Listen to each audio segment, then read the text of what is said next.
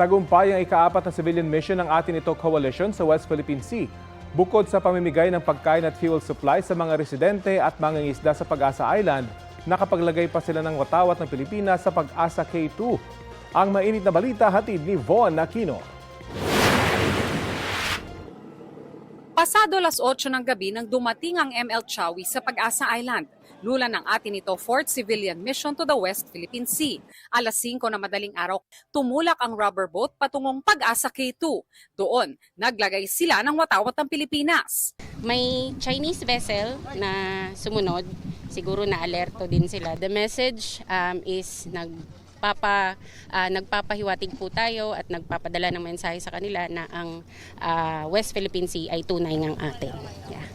At dapat ay malaya po tayong nakakapunta dito. Pinuri ng AFP ang grupo para sa anilay matagumpay at matapang na civilian-led mission sa Pag-asa Island.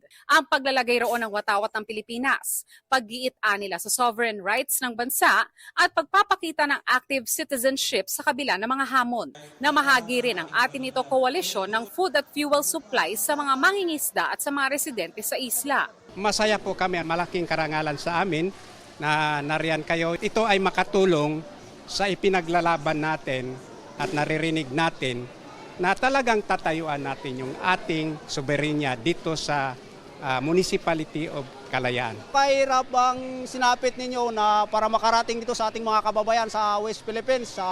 Maraming salamat po sa inyo na nakipista kayo dito sa amin. Giit ng munisipalidad ng Kalayaan at ang mga taga-Pag-asa Island, maharap man sa panganib, kailanman ay hindi nila isusuko ang teritoryo ng Pilipinas sa mga dayuhan dahil atin ito. Von Aquino nagbabalita para sa GMA News.